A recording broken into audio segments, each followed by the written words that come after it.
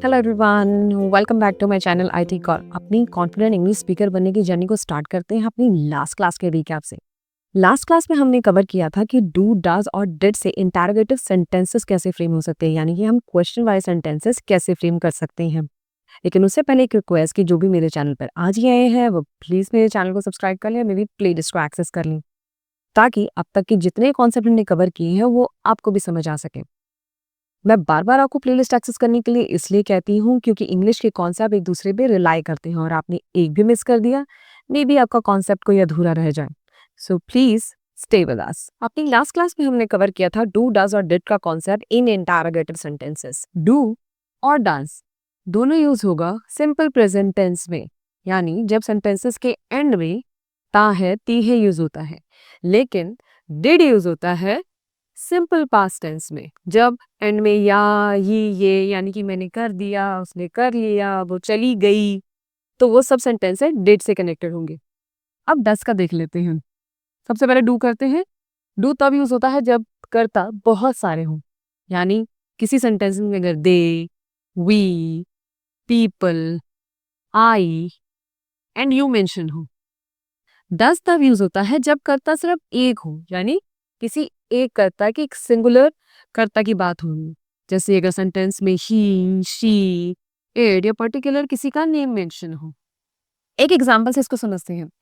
अगर मैं लिखूं कि वह लिखता है, तो ये सेंटेंस बनेगा ही राइट्स, यानी राइट के साथ एस प्लस कर दिया हमने।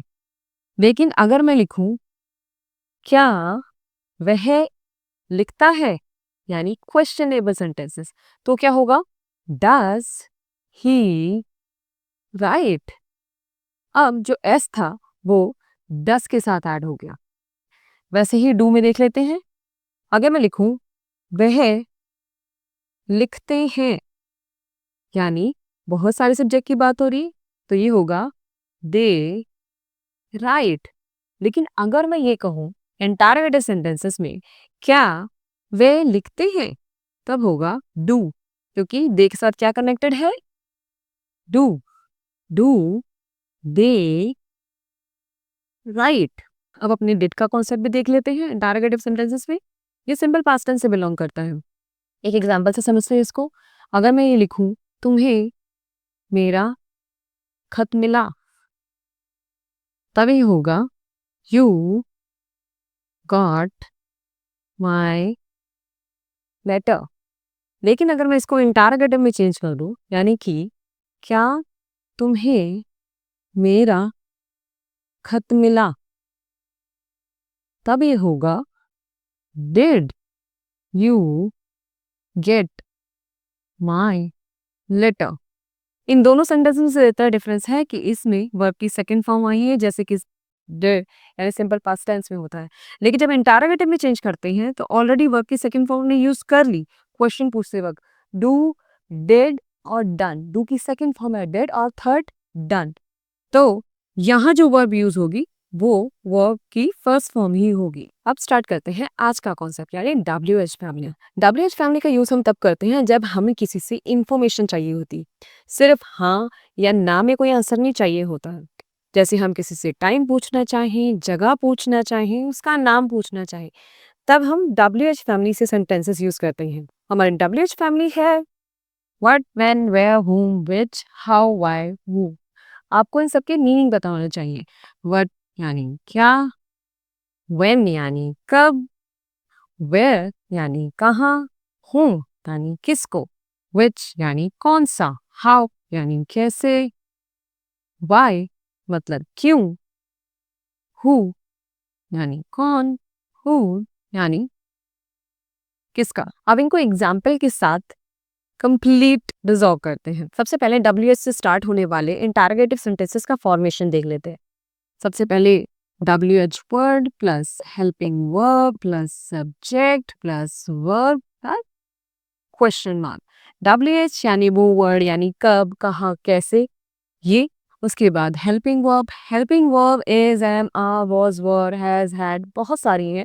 अपनी लास्ट के 2 लेक्चर में मैंने हेल्पिंग वर्ब से रिलेटेड एक कंप्लीट वीडियो बनाया हुआ है, जिसको भी कोई भी दिक्कत है वो प्लीज लास्ट की जाके वीडियो एक बार गो थ्रू कर लीजिए।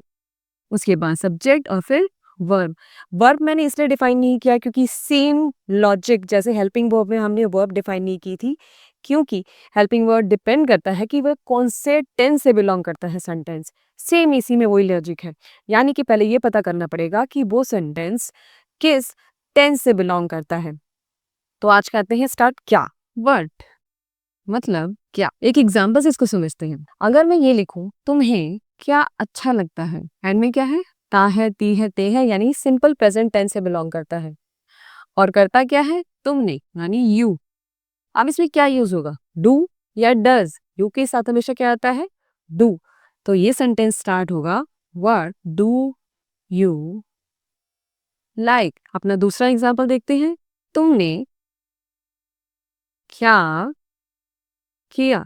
इसमें भी जो सब्जेक्ट वाला वर्ड है वो बीच में आ रहा है, इससे पता चलता है कि ये WH फैमिली से स्टार्ट होगा। रिमेंबर, तुमने क्या किया, ये सिंपल पास्ट टेंस से बिलोंग करता है।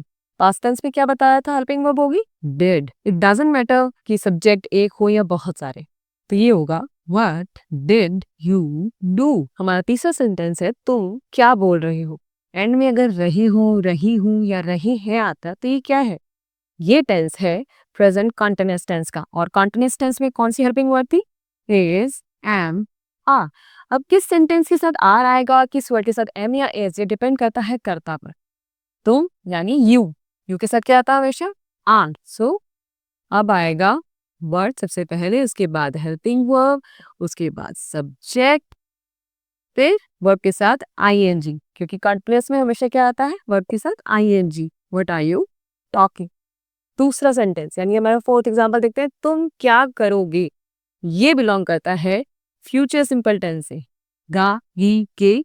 तो इसमें क्या आएगा, हेल्पिंग वर्ब, सिर्फ और सिर्फ विल। तो ये होगा, क्योंकि वर्ड का कर रहे हैं, व्हाट विल यू डू। अपना लास्ट एग्जांपल देख लेते हैं वर्ड से रिलेटेड। इस शब्द का क्या मतलब होता है।